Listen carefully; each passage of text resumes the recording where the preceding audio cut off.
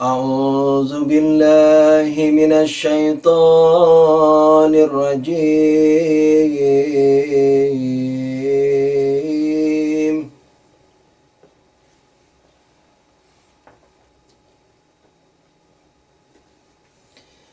بسم الله الرحمن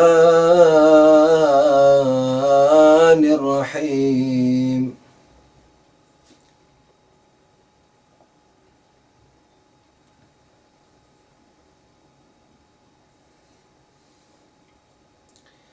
أستغفر الله ربي وأتوب إليه. أستغفر الله ربي وأتوب إليه. Kita bersihkan jiwa kita dengan istighfar. Semoga dapat lebih jelas melihat peristiwa Karbala. Tolong Pekanbaru suaranya dimatikan mic-nya. Astaghfirullah Rabbi wa atubu ilaih. Astaghfirullah Rabbi wa atubu ilaih. Lupakan semua hal yang berkenaan dengan keduniaan.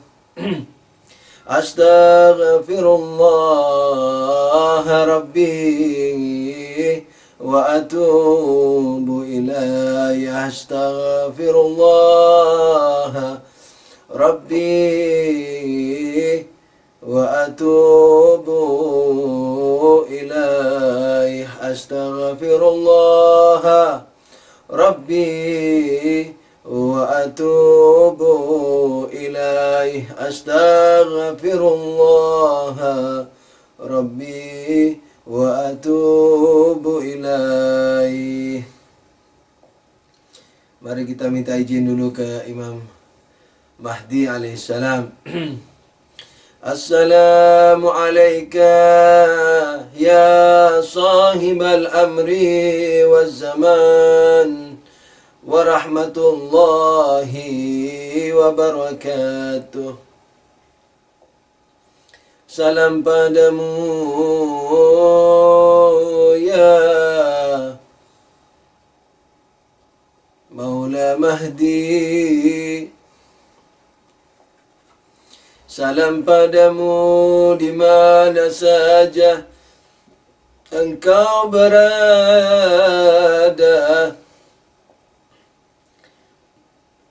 Betapa berkahnya majlis duka yang kau hadiri.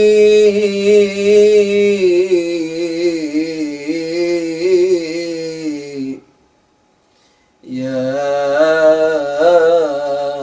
Mahdi, salam padamu di mana saja kau berada. Izinkan kami sejenak mengganggumu, mengucapkan salam padamu.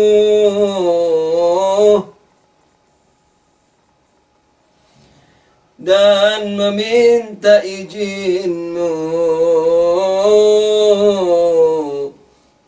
ya Maula Mahdi,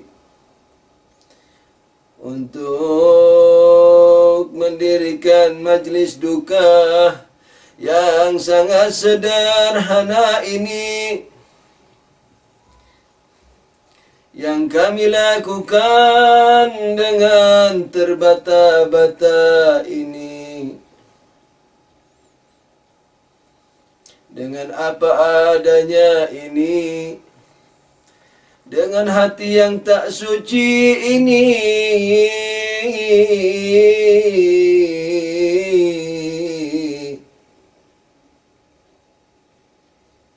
dengan hitamnya dada ini, dengan hitamnya jiwa ini,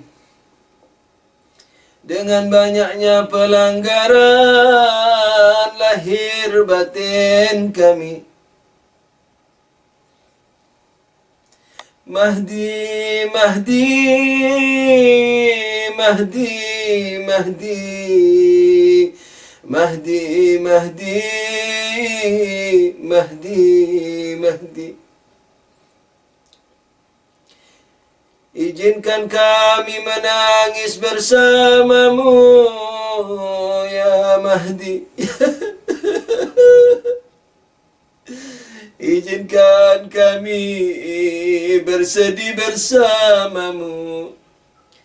Mahdi, datanglah kemari.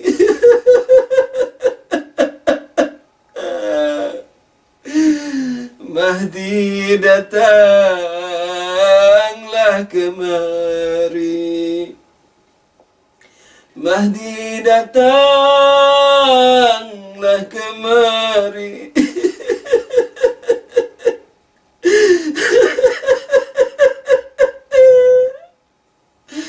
Berkatilah majlis kami. Memang majlis kami tak sebesar majlis lainnya, ya Sayyidi.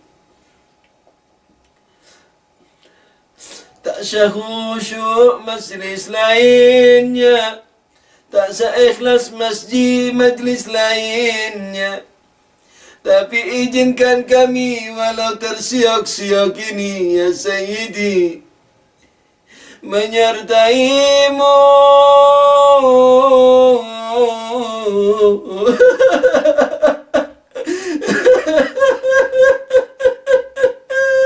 Ya Allah, ya Allah, menyertaimu dalam dukamu. Setidaknya, ya Sayyidi, jangan hardik kami, ya Maula, karena kekotoran jiwa ini. Ya Allah, ya Allah, setidaknya jangan hardik kami, ya Maula, Maula, Maula, Mahdi, Mahdi. Izinkan kami berduka bersamamu, ya Allah. Karena berduka denganmu pasti ditemani Zahra. Ya Allah, ya Allah, ya Allah, ya Allah. Karena menangis bersamamu pasti ditemani tangisnya Zahra, tangisnya Ali, tangisnya Nabi. Ya Allah, ya Rabb, ya Maula Mahdi, Maula Mahdi, ya Sayyidi. Izinkan kami duduk bersamamu di majlismu, walau di pekarangannya, ya Maula.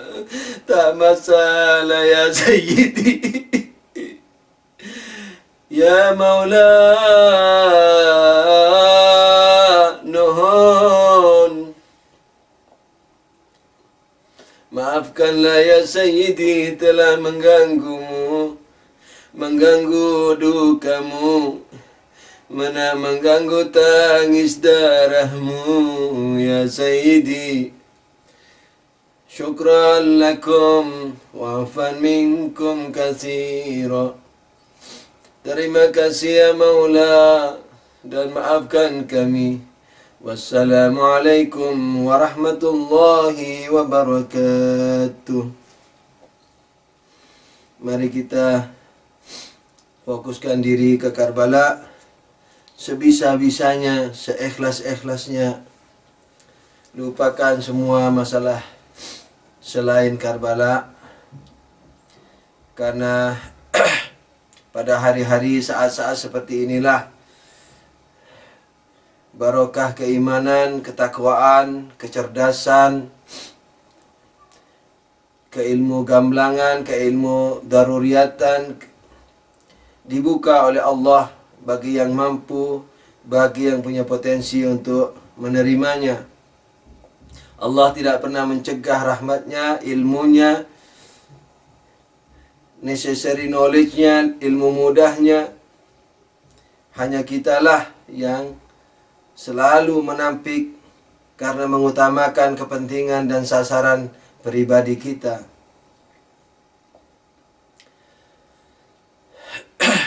Fokuskan jiwa kita Karbala, bantu saya juga dengan kehusukan antum, keikhlasan antum dan doa-doa antum sehingga dapat membuka kunci cakrawala antum ke Karbala. Sebagaimana saya katakan, saya hanya membantu dan antum sendiri yang melanglang ke sana, dan jangan lupakan saya dalam pelanglangan itu. Terima kasih. Mari kita ziarah ke Karbala. Assalamualaikum ya Aba Abdillah. Salam padamu ya Aba Abdillah. Warahmatullahi wabarakatuh. Sallallahu alaika ya Sayyidi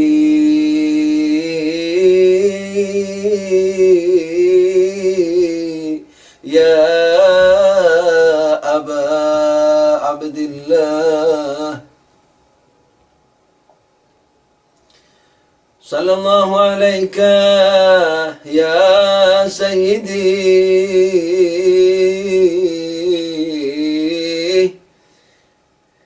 ya Ibn Rasulillah.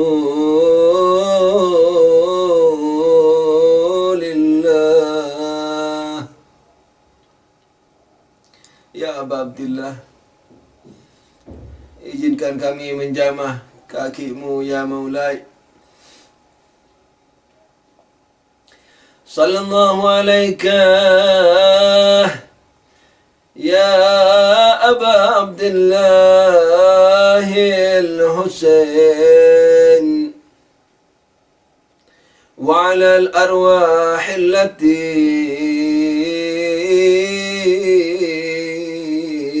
حلت بفنائك.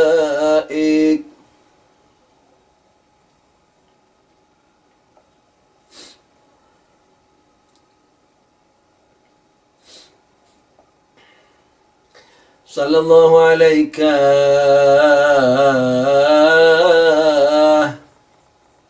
صلى الله عليك صلى الله عليك وعلى أبنائك وأصحابك المقتولين في كربلاء. يا ليتنا يا ليتنا كنا معكم سادتي فنفوز فوزا عظيما.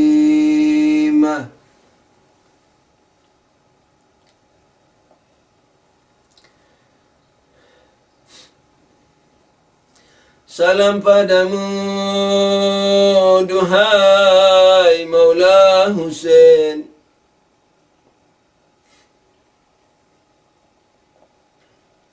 Salam padamu, duhai Maula Hussein. Datanglah kemari Maula Hussein. Izinkan kami mengenangmu, izinkan kami berduka untukmu ya Maula. Kalau kau tak bantu kami, maka siapa lagi yang dapat membantu kami?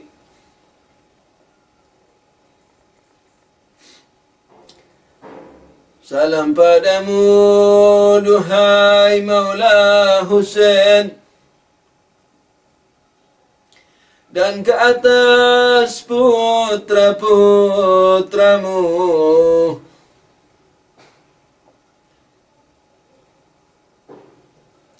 dan ke atas para sahabatmu,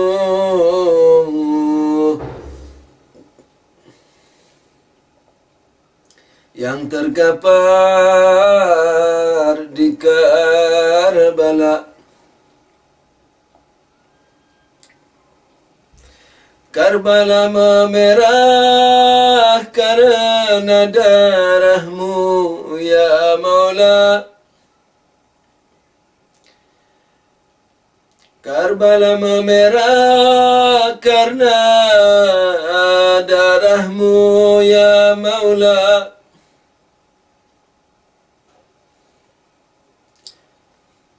Bumi duka nestapa ya Allah. Bumi duka nestapa kala kau tinggal sendiri, ya Maula. Tengok kanan dan kiri, ya Maula. Sudah tak ada lagi sahabatmu, ya Maula. Sudah tak ada lagi kerabatmu, ya Maula. Ya Allah, ya Allah. Kau pun tetap ingin menghidayai musuh-musuhmu, musuh-musuhmu, dengan berkata hal min nasirin yansuruni, ya Allah, ya Allah. Hal min nasirin yansuruni, seakan engkau memerlukan bantuan mereka, ya Maula Hussein, ya Maula Hussein. Mengulang-ulang perkataanmu, hal min nasirin yansuruni, adakah penolong sudi menolongku, ya Allah? Adakah penolong sudi menolongku, ya Maula Hussein, ya Maula Hussein? Padahal menolongmu adalah menolong dirinya sendiri, karena engkau adalah agama seutuhnya, imam seutuhnya, ya Maula Hussein. Betapa mazlumnya engkau, Maula. Dihinakan di waktu hidupmu, ya Maula. Dibantai di waktu hidupmu, ya Maula. Dilupakan setelah syahidmu, ya Maula. Dan dikabiri, ya Hussein, setelah syahidmu, ya Maula, oleh para penyintamu, atau setidaknya yang mengaku penyintamu, ya Sayyidi. Toleh kanan, toleh kiri, toleh kanan, toleh kiri, ya Allah, ya Allah. tiada lagi yang menemani. Toleh kanan, toleh kiri, toleh kanan, toleh kiri, tiada lagi yang menemani. Toleh kanan, toleh kiri, ya Allah. Toleh kanan, toleh kiri, sudah tak ada lagi yang menemani. Ya Husain, ya Husain, ya Husain, ya Husain, ya Madlum, ya Husain, ya Husain, ya Madlum. Semua. Ya Husain,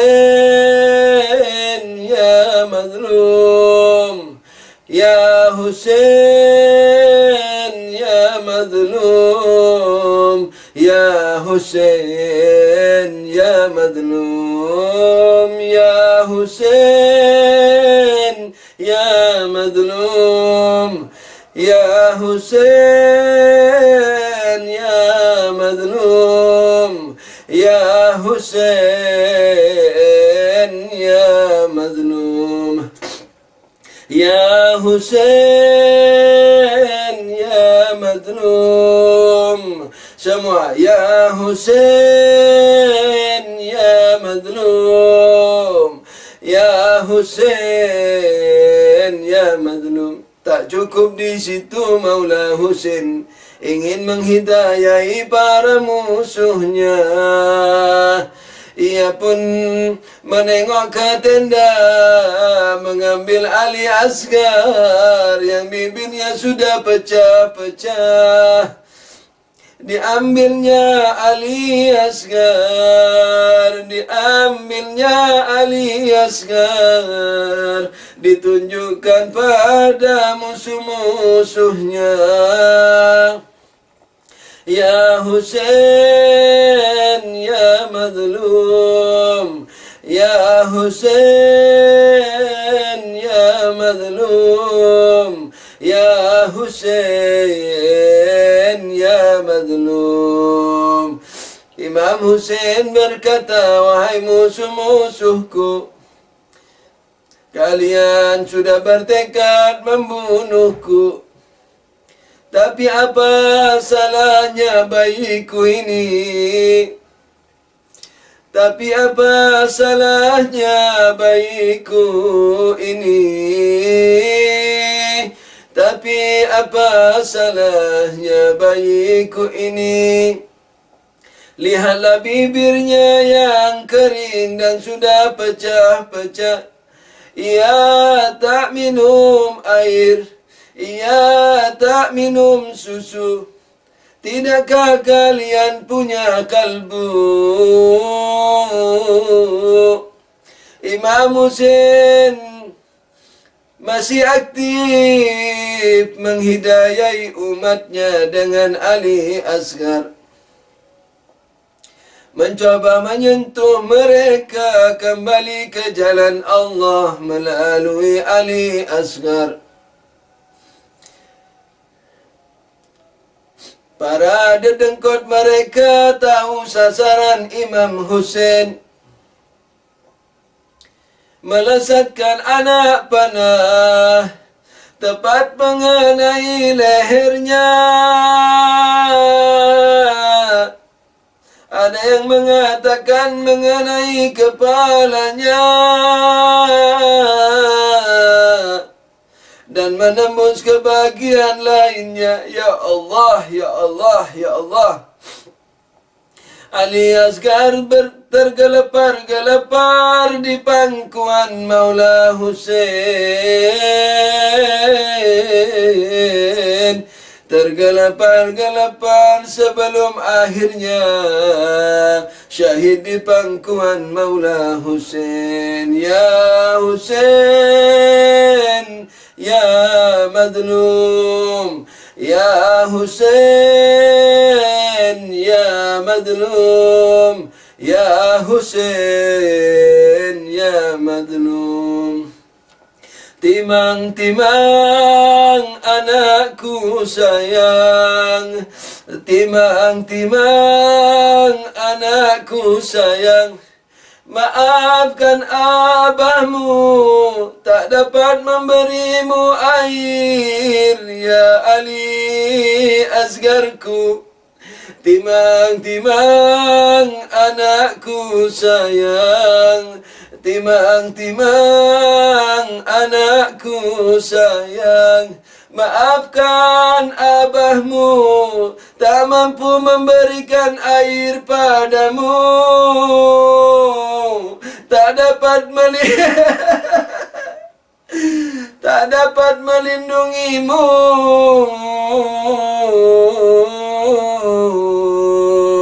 tak dapat melindungimu,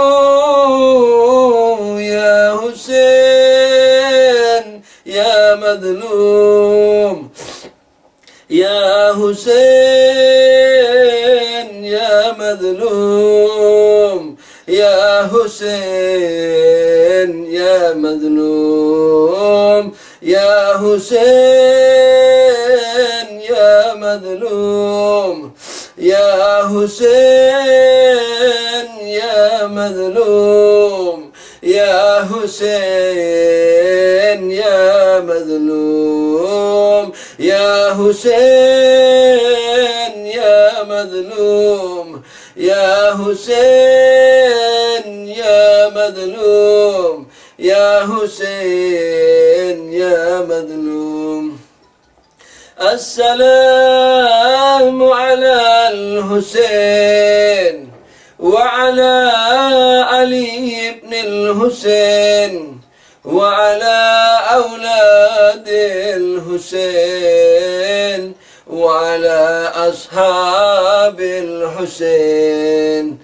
Assalamu ala al-Husain وعلى علي بن الحسين وعلى أولاد الحسين وعلى أصحاب الحسين. Semua السلام على الحسين وعلى علي بن الحسين وعلى أولاد الحسين وعلى أصحاب الحسين.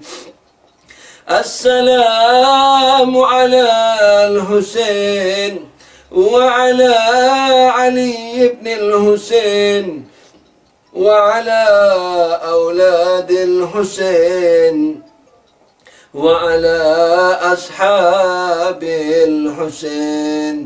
السلام على الحسين وعلى علي بن الحسين وعلى أولاد الحسين وعلى أصحاب الحسين. صلوات اللهم صل على محمد وآل محمد وعجل فرجهم.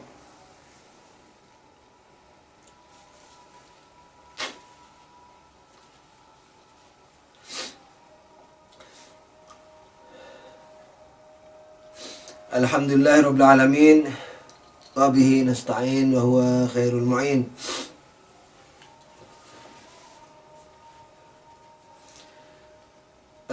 Wajib kita panjatkan syukur kehadirat Allah Subhanahu wa taala yang telah memberikan kesempatan kepada kita, memberikan inayahnya, memberikan izinnya untuk duduk merenungi, mendukai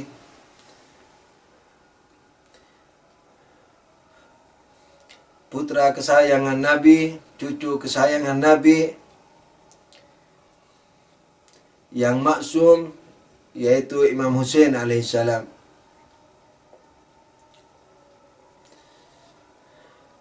Kita duduk menemani Ahlul Bait, bersedih, menangis, memukuli kepala, memukuli dada, sebagaimana terjadi hal seperti ini di zaman Nabi dan dibiarkan oleh Nabi, dalam artian memukuli kepala dan dada asal tidak melukai badan.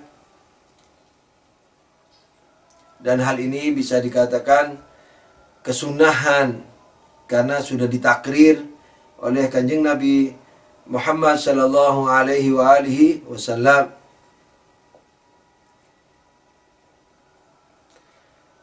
Setelah perang Uhud, sebagian wanita memukuli kepala dan dada melihat korban yang begitu banyak. Di waktu wafatnya Nabi sallallahu alaihi wasallam, istri-istri dan jamaah-jamaah, para akhwat, para wanita di Madinah berkumpul menangis dan memukuli kepala dan dada. Riwayat-riwayat seperti ini ada di riwayat Ahli Sunnah wal Jamaah sendiri. Jadi tidak ada yang bid'ah dalam peringatan Imam Husain ini, kecuali yang memang membuat-buat sebagaimana yang sudah difatwakan oleh para maraji'.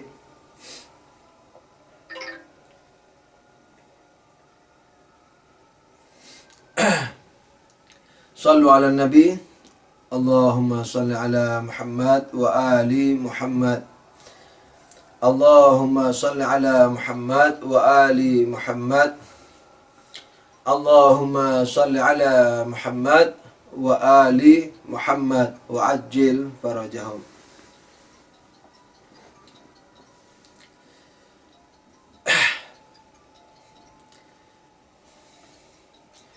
Untuk kajian, saya juga perlu mengucapkan terima kasih kepada antum atas ketekunannya menghadiri majelis yang sederhana ini, yang kita adakan tiap hari ini sesuai dengan permintaan antum sendiri, terutama Ikhwan Palu yang meminta acara ini 10 hari, dan teman-teman yang lain bertabarruk dengan majelisnya, bukan dengan sayanya, sudah tentu. Dan memanfaatkan kesempatan ini, saya ucapkan banyak-banyak terima kasih. Ini pekan baru lagi, apa yang terjadi ini, mungkin teleponnya nggak dimatikan sehingga selalu putus. Untuk kajian ilmiahnya, sebenarnya kita sudah mulai mau landing ini, sudah tentu dengan perhatian antum kepada poin-poin, yakni 24 poin yang telah kita kaji selama 9 hari ini atau 9 malam ini. Saya bacakan ayatnya sekali lagi sebagai tabarruk. A'udzubillahi minasyaitonirrajim. Bismillahirrahmanirrahim. Huwallazi khalaqakum min turabin summa min nutfatin summa min alaqatin summa yukhrijukum tifla summa litablughu ashuddakum summa litakunu syuyukha wa minkum man yatawaffa min qabl wa litablughu ajalan musamma wa la'allakum ta'qilun. Di ayat lain, di surat lain, fa idza sawaituhu wa nafakhtu fihi min ruhi faq'u lahu sajidin.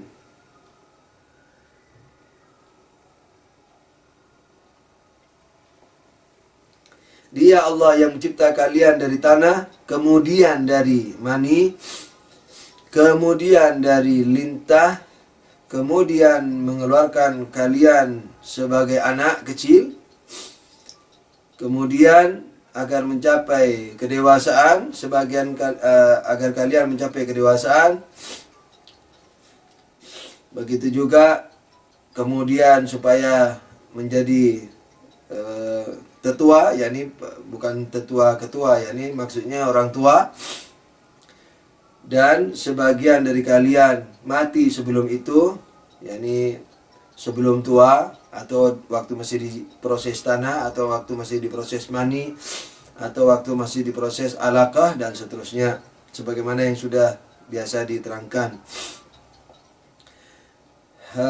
Walita belugu, dan sebagian atau agar hendaknya mencapai umur yang dicanangkan, yakni pencanangan sebagaimana yang sudah sering juga diterangkan selama ini, saya tidak mau menjelaskan lagi. Nah, wala'allakum ta'qilun, agar kalian berakal. Nah, kemarin kan semua proses ini supaya kita berakal kan begitu, dalam artian menggunakan akal kita, memahami dan seterusnya. Insya Allah malam ini akan kita lengkapi dengan penyimpulan telaah kita terhadap beberapa poin filsafat aplikasi, filsafat filsafat praktek, filsafat bukan teori sebagaimana filsafatnya ya. Filsafat kalau di bahasa Parsi dibilang korburdi. Filsafat yakni kaidah-kaidah filsafat yang digunakan dalam menelaah sesuatu. Jadi kita tidak mengkaji filsafatnya sebagaimana filsafat, tidak mengkaji misalnya sebab akibat sebagaimana sebab akibat, tapi mengkaji sebab akibat sebagaimana yang kita perlukan dalam kajian kita ini. Sallu ala Nabi. Allahumma salli ala Muhammad wa ali Muhammad wa ajil farajahum. Nah, kita sudah membahas banyak hal, di antaranya bahwa badan kita punya roh, hubungan roh dan badan, sebab akibat, berakhir pada yang tidak terbatas tidak terangkap dan tidak berjumlah, yang tidak terbatas hanya mengeluarkan, yang tidak terbatas hanya mengeluarkan menciptakan satu ciptaan saja, yaitu al-aql al-awwal atau Nur Muhammad sallallahu alaihi wasallam. Kemudian dari sudah kita bahas juga dari akal 1 ke akal 2 sampai ke lahir akal 2 lahir akal 3 dan seterusnya sampai ke akal akhir. Dari akal lahir apa? Alam barzah atau makhluk barzah atau malakut atau malaikat biasa. Jadi karena malaikat tinggi yakni makhluk akal. Nah, yang di bawah arsy ini dikatakan mudabbirati amra, pengurus urusan alam materi, segala urusan materi. Nah,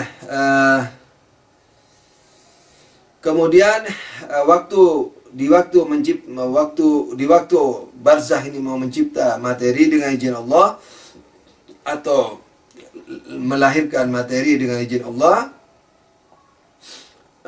kita sudah jelasin bahwa masih punya jarak, ya, ketidakserasian, ketidaksejenisan, karena barzah itu betul-betul non materi, jadi malaikat non materi, yakni sementara materi sekalipun barzah itu sudah mulai memiliki bentuk, warna, rasa dan seterusnya, akan tapi dengan materi masih jauh. Karena itulah kelahiran materi harus bersamaan dengan ruh.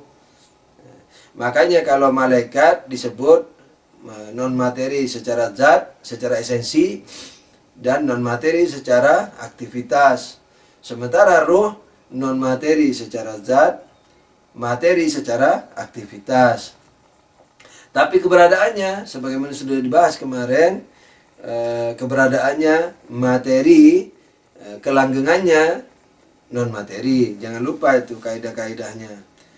Madiatul khudus dan ruhaniyatul baqa. Jadi roh bedanya dengan non materi malaikat apa? Malaikat secara esensi dan secara aksi adalah non materi, akan tapi kalau roh secara esensi adalah secara esensi adalah non materi, tapi secara aksi materi. Makanya kalau mau lihat dia perlu mata. Naturalnya nih sebelum mati, ini masih awal kelahiran. Kalau tidak punya mata dia nggak bisa lihat roh manusia ini. Padahal yang melihat rohnya. Nah, karena itu kalau mati juga matanya masih sehat, akan tapi dia sudah tidak bisa melihat karena rohnya sudah terfokus kepada hal lain yang sudah sering dijelaskan juga. By the way, nah karena masih jauh, maka bersamaan dengan lahirnya materi itu juga apa? Terlahirlah yang disebut ruh. Nah, sebagaimana sudah dibuktikanlah walhasil selama ini.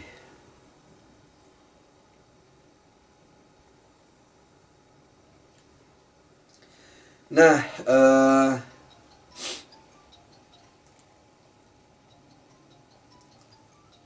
roh yang meniupkan itu, yakni roh disebut roh roh universal, tapi bukan universal fahaman, melainkan universal apa? Keluasan, sebagaimana udah dijelasin sebelumnya. Kemudian roh yang dihembuskan itu adalah bukan penghembusan seperti materi ya, yang diinayahkan, yang ditajallikan, yang diteruskan, yang disalurkan kepada materi, itu disebut roh partikulir. Tapi partikulir bukan partikulir pahaman. Ini maksudnya individu. Dan seterusnya kita sampai membahas membuktikan derajat-derajat yang ada di alam barzah dengan derajat-derajat yang di mana? Yang ada di alam natural, materi. Nah, karena di alam materi ini berderajat, maka sudah pasti di alam barzah juga berderajat, di alam malaikat sana, di alam pengurus segala urusan materi. Nah, karena derajat yang paling tinggi di alam materi ini adalah manusia, maka sudah pasti peniup ruh manusia di alam barzah itu merupakan makhluk yang tertinggi di alam barzah. Ya kan? Jadi kalau materi ini lahir dari alam barzah, makhluk barzah, malakut atau idea atau misal atau musul itu atau malakut atau mudabbirati amra. Kalau lahir dari sana dan di alam materi ini banyak tingkatan derajat kesempurnaan bukan akhlak ya, kesempurnaan keberadaan seperti batu, air, tanah, dan pohon, dan binatang, dan manusia. Nah, itu semua memiliki kesempurnaan yang satu sama lainnya melebihi, yang di atasnya melebihi yang di bawahnya. Roh nabati melebihi tabiat yang terlihat mati, yakni tambang. Hewan melebihi nabati, manusia melebihi, semuanya melebihi hewan, nabati, dan apalagi tambang.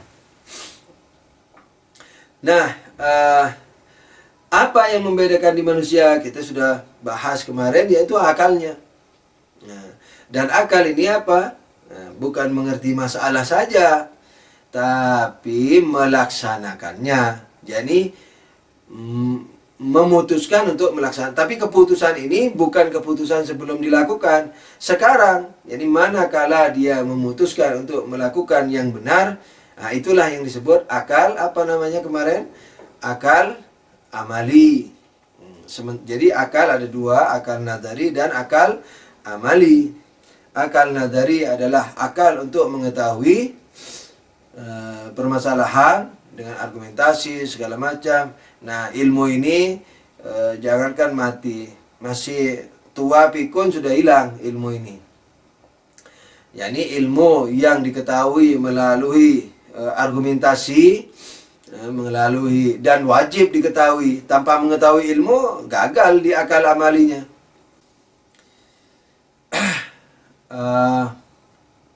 Sampai di mana sudah ini tadi?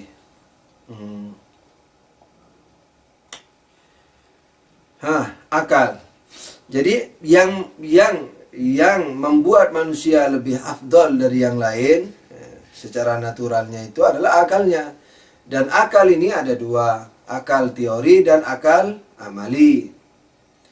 Akal teori yakni akal memahami, akal amali yakni pekerjaannya itu. Jadi ketika kan akal mengerti nih bahwa racun itu berbahaya, jangan dimakan. Saya tidak mau makan. Saya sama sekali tidak akan makan racun. Nah, dan seterusnya itu masih ilmu, masih akal nazari. Tapi ketika ketemu racun, saya tidak mau makan deh. Nah, putusan saya tidak mau makan itu akal. Nah, itu namanya akal amali. Jadi kalau masih berkata, wah, yang haram harus ditinggalkan, kita wajib meninggalkan yang haram. Kita wajib mengikuti imam. Kan? Mengikuti imam dalam apa? Dalam segala hal. Mengikuti imam dalam segala hal. Termasuk dalam apa? Kewilayahannya.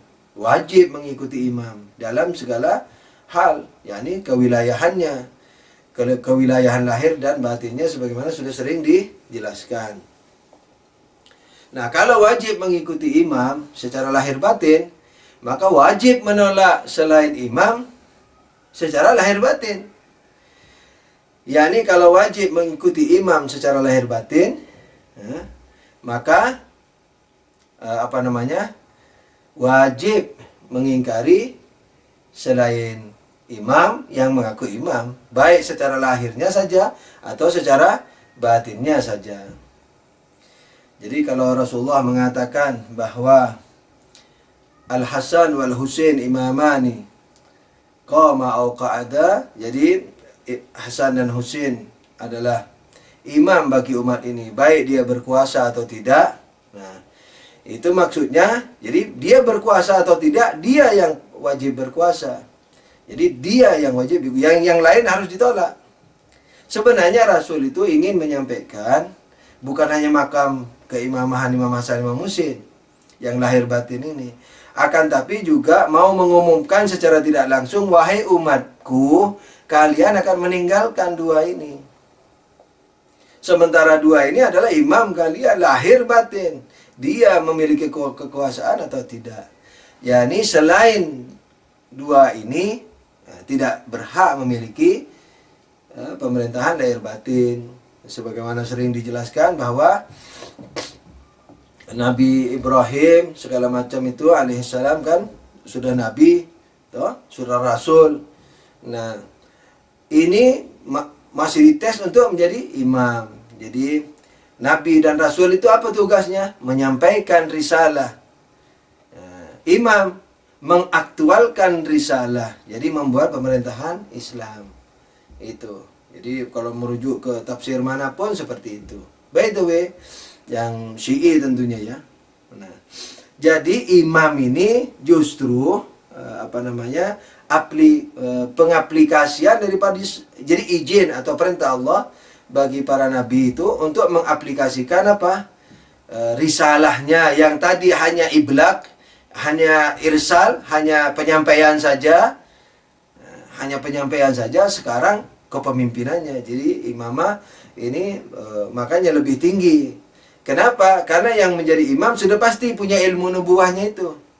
Jadi bagaimana mau jadi imam kalau jadi pemimpin pemerintahan di masyarakat kalau tidak memiliki ilmu kenabian dan ilmu kerasulan.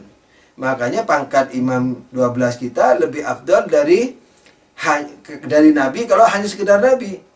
Kenapa? Karena ketika jadi imam sudah pasti memiliki ilmu kenabian, ilmu kerasulan. Makanya Rasulullah mengatakan apa?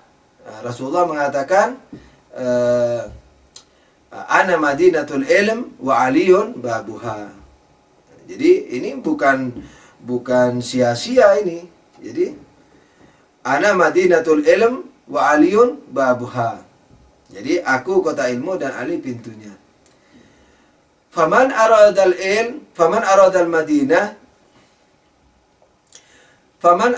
Madinah, yang ingin Madinah, yang ingin kota, masuklah lewat pintunya. Yani maksudnya yang ingin tahu ilmuku, segalanya, sak kecil-kecilnya, tanyalah ke Ali. Itu. Jadi, Jadi ilmunya, ilmu kenabiannya, ilmu kerasulannya yang ada pada para imam, yang ada pada para imam, yang ada pada para imam. Jadi ilmunya, jadi ilmu yang ada pada ilmu kerasulan dan ilmu kenabian yang ada pada Nabi, itu sudah dinyatakan oleh Nabi sendiri bahwa seluruh ilmu kenabian dan kerasulan itu ada pada imam.